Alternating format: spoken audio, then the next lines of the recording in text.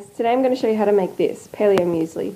It's actually very closely modelled on the traditional recipe for muesli before it was exported to the UK and to the US.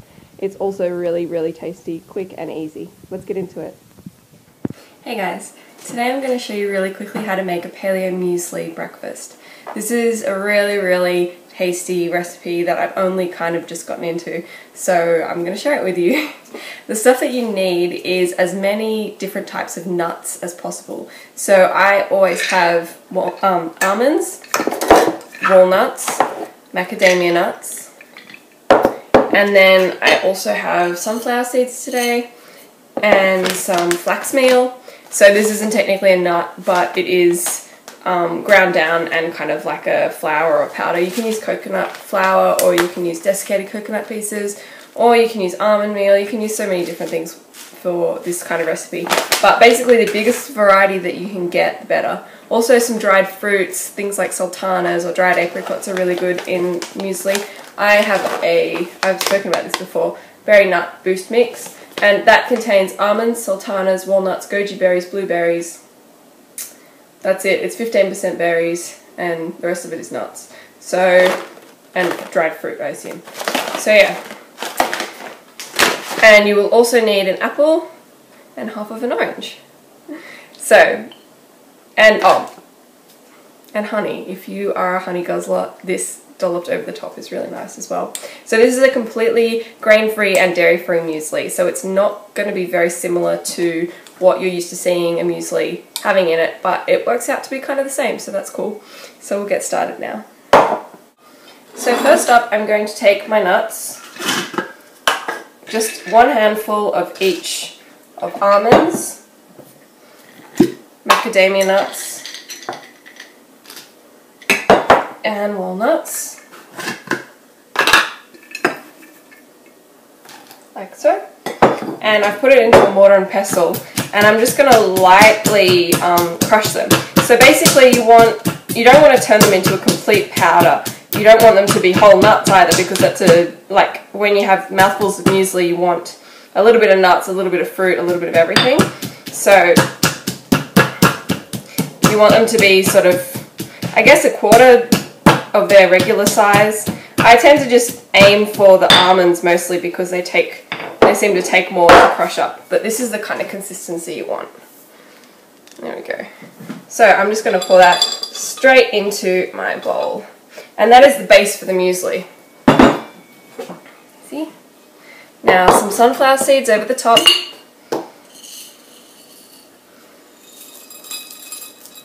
Again, it's just one handful. I do this really basic and really approximately. You can obviously pre-mix all these things up, but I like to, because I don't always have the same things in my pantry, I like to just see what I have on the day and do it. So that's the flax meal, and then the berry nut boost mix. Yum yum! And so that's got all of the dried fruit and that sort of thing in it, and it is sort of mostly dried fruit. Obviously, if you want to put fresh fruit in as well, you can. Pieces of banana are really nice, fresh berries are really nice, like peaches, nectarines, anything that's kind of soft. I like to put an apple in.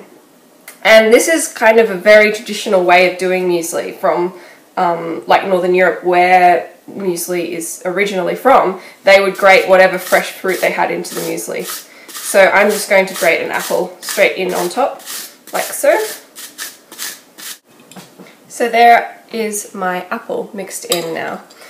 So in Sweden and Norway and the countries where muesli originally came from, they actually didn't have it with milk.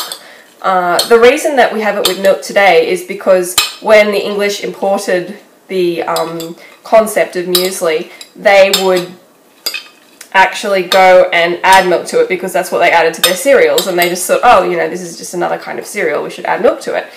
Traditionally, there was no milk added to muesli at all, and it was actually just fruit juice that was added, or whatever kind of berry, fresh, like crushed up fruit that they had. So adding the apple pieces like that actually does kind of soften it up a lot because of the liquid inside the apple, and it mixes in really easily, and it's very nice.